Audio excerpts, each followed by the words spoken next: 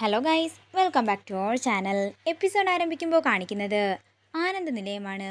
എന്താ മോളെ സത്യത്തിലുണ്ടായതെന്ന് വസുന്ധര ശ്യാമയോട് ചോദിക്കുന്നു. അതേസമയം ശ്യാമ സത്യങ്ങൾ തുറന്നു പറഞ്ഞാലുള്ള കാര്യങ്ങളെല്ലാം ഓർത്ത് പേടിയോടെ ശ്യാമയെ നോക്കുകയാണ് ഐശ്വര്യ. അതേസമയം ഐശ്വര്യയെ ആദിയും അഖിലും ശ്യാമയും ശ്രദ്ധിക്കുന്നു. തുടർന്ന് അക്കൗണ്ടന്റ് ചെയ്ത ചതിയെക്കുറിച്ച് വസുന്ധരയോട് പറയുകയാണ് ശ്യാമ. കാര്യങ്ങളെല്ലാം കേട്ടതിന് ശേഷം വസുന്ധര ചോദിക്കുകയാണ്, ഇങ്ങനെയെല്ലാം ചെയ്തിട്ട് ആ കുട്ടിക്ക് എന്ത് നേട്ടം കിട്ടാനാ? എന്തിനായിരിക്കും ആ കുട്ടി ആദിയെയും അഖിയെയും തമ്മിൽ തെറ്റിക്കാൻ നോക്കിയത്? അപ്പോൾ ഇതിന് പിന്നിൽ എന്തോ ഒരു ഗൂഢാലോചന ഉണ്ടാകും. ആരായിരിക്കും ഇതൊക്കെ ജൂലിയെ കൊണ്ട് ചെയ്യിപ്പിച്ചത്?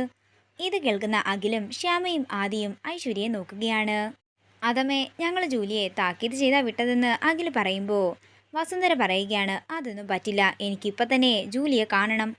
ഇതൊക്കെ ചെയ്യാൻ അവളെ ആരാ പ്രേരിപ്പിച്ചതെന്ന് എനിക്കറിയണം. ഇത് കേൾക്കുന്ന ഐശ്വര്യ ഞെട്ടലോടെ വസുന്ധരയെ നോക്കുകയാണ്. അമ്മേ, അതൊക്കെ വിട്ടേക്ക്. എന്താണെങ്കിലും അഖിൽ സാറും ആദിയേട്ടനും തമ്മിലുള്ള പിണക്കങ്ങളെല്ലാം മാറിയല്ലോ എന്ന് ശ്യാമ പറയുമ്പോൾ വസുന്ധര പറയുകയാണ്, അതൊക്കെ ശരി തന്നെ, പക്ഷേ എൻ്റെ മനസ്സ് പറയുന്നത് ആ ജോലിക്ക് പിന്നിൽ ആരോ ഉണ്ടെന്നാ. അത് മറ്റാരും ആകില്ല, ഈ വീട്ടിലുള്ള ഒരാൾ തന്നെ ആകാനാ ചാൻസ്. ഇത് കേൾക്കുന്ന ഐശ്വര്യ ഞെട്ടലോടെ വസുന്ധരയെ നോക്കുന്നു. എനിക്ക് നല്ല സംശയമുണ്ട്. എൻ്റെ സംശയം സത്യമാവുകയാണെങ്കിൽ ആ ആളെ പിന്നെ ഞാൻ ഈ വീട്ടിൽ വെച്ച് പൊറുപ്പിക്കില്ല. അത്രയും പറഞ്ഞ് ദേഷ്യത്തോടെ വസുന്ധര അവിടെ നിന്ന് പോകുമ്പോൾ പേടിയോടെ നിൽക്കുകയാണ് ഐശ്വര്യ. അങ്ങനെ അഖിലും ശ്യാമയും മുറിയിലേക്ക് പോകാൻ ഒരുങ്ങുമ്പോൾ ഐശ്വര്യയും അവിടുന്ന് പോകാൻ ശ്രമിക്കുകയാണ്. ഇത് കാണുന്ന ആദി പറയുകയാണ്, ഐശ്വര്യ ഒന്നവിടെ നിന്നേ. എൻ്റെ അനിയത്തിക്ക് സുഖമാണോ എന്ന് ആദി ചോദിക്കുമ്പോൾ, ക്ഷേമം അന്വേഷിക്കാനാണോ എന്നെ വിളിച്ചത്? അതെ ആദിയേട്ടാ, എനിക്ക് സുഖമാണെന്ന് ഐശ്വര്യ പറയുമ്പോൾ ആദി പറയുകയാണ്, പക്ഷേ എൻ്റെ അനിയത്തിക്ക് ഇവിടെയുള്ളവര് സുഖമായിട്ട് കഴിയുന്നത് കണ്ടിട്ട് അത്ര പിടിക്കുന്നില്ലല്ലേ? ആദ്യേട്ടൻ എന്താ ഇങ്ങനെ എന്നെ വിഷമിപ്പിക്കുന്ന രീതിയിൽ കാര്യങ്ങളെല്ലാം പറയുന്നത്? ഞാനൊരു ഗർഭിണിയല്ലേ എന്ന് ഐശ്വര്യ ചോദിക്കുമ്പോൾ ആദി പറയുകയാണ്, ആ ഒരൊറ്റ പരിഗണന കൊണ്ട് മാത്രമാ ഞാൻ നിന്നെ ഇപ്പോൾ വെറുതെ വിടുന്നത്. ആരും ഒന്നും അറിഞ്ഞില്ലെന്നേ നീ വിചാരിക്കണ്ട. ജൂലി ഞങ്ങളോട് സത്യങ്ങളെല്ലാം തുറന്നു പറഞ്ഞു.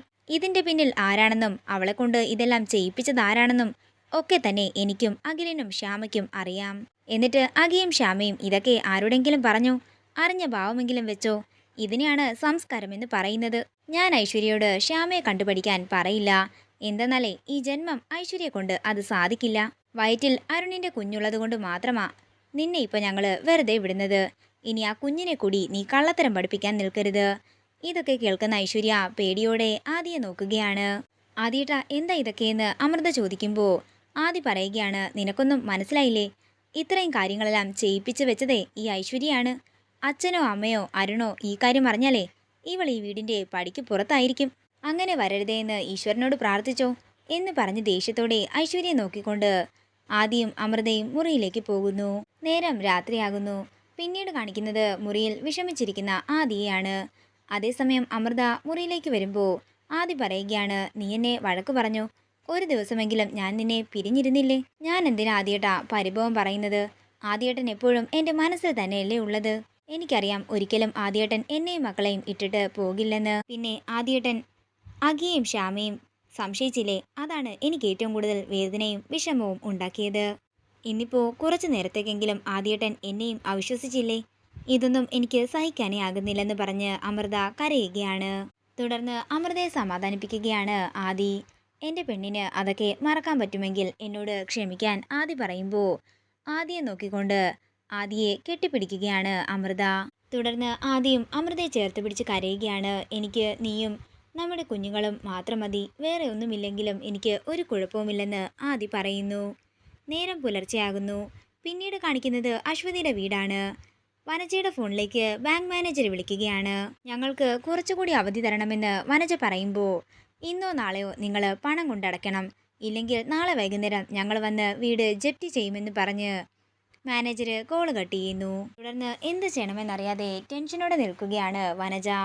അതിനുശേഷം വനജ ജയേഷിനെ വിളിക്കുന്നു. മോനെ, ഞാൻ പറയുന്നതുപോലെ സംഭവിക്കാൻ പോവുകയാണ്. നാളെ ഞങ്ങളുടെ വീടും പുരയിടവും ജപ്തി ചെയ്യും. ഇത് കേൾക്കുന്ന ജയേഷിന് സന്തോഷമാകുന്നു. മോനെ, ഞങ്ങളെ ഒന്ന് സഹായിക്കണമെന്ന് വനജ പറയുമ്പോൾ, ഞാൻ നിങ്ങളെ സഹായിക്കാം, പകരം എനിക്ക് അശ്വതിയെ വിവാഹം ചെയ്തു തരണമെന്ന് ജയേഷ് പറയുന്നു. ഒടുവിൽ വനജ ജയേഷിന് വാക്ക് നൽകുകയാണ്. നാളെ രാവിലെ 10 മണിക്ക് എൻ്റെ വീട്ടിൽ വെച്ച് ലളിതമായ ഒരു ചടങ്ങിലൂടെ അശ്വതി നിന്റെ ഭാര്യയായിരിക്കും. ഇത് കേൾക്കുന്ന ജയേഷിന് സന്തോഷമാകുന്നു. എന്നാലേ വിവാഹം കഴിഞ്ഞ ഉടൻ തന്നെ ബാങ്കിന്റെ മുഴുവൻ തിരിച്ചടക്കുകയും നിങ്ങളുടെ വീടും പുരയിടവും നിങ്ങൾക്ക് സ്വന്തമായി തരികയും ചെയ്യും. ബന്ധുക്കളും അയൽക്കാരും ആരും വേണ്ട, ജയേഷ് അമ്മയെ കൂട്ടി ഇങ്ങോട്ടേക്ക് വന്നാൽ മാത്രം മതി. പറയുന്ന വാക്ക് പാലിച്ചിരിക്കുമെന്ന് വനജ പറയുമ്പോ എന്നാലേ നാളെ രാവിലെ കെട്ടാനുള്ള താലിയുമായിട്ട് ഞാനും അമ്മയും കൂടി അങ്ങോട്ടേക്ക് എത്തിയേക്കാമെന്ന് ജയേഷും പറയുന്നു. അങ്ങനെ കോള് കട്ട് ചെയ്യുമ്പോ ജയേഷ് പറയുകയാണ്, അങ്ങനെ ഞാൻ ഏറെ നാളായി മോഹിച്ച അശ്വതി നാളെ എനിക്ക് സ്വന്തം. അത്രയും പറഞ്ഞ് ചിരിച്ചുകൊണ്ട് നിൽക്കുന്ന ജയേഷിനെ കാണിച്ചുകൊണ്ട് ഇന്നത്തെ എപ്പിസോഡ് ഇവിടെ തീരുകയാണ്. വീഡിയോ ഇഷ്ടമായെങ്കിൽ മറക്കാതെ ലൈക്ക് ചെയ്യുക, ഷെയർ ചെയ്യുക, കമൻറ്റ് ചെയ്യുക. കൂടുതൽ സീരിയൽ അപ്ഡേറ്റ്സിനായി മറക്കാതെ സബ്സ്ക്രൈബ് ചെയ്യുക നയൻസ് ക്രിയേഷൻസ്.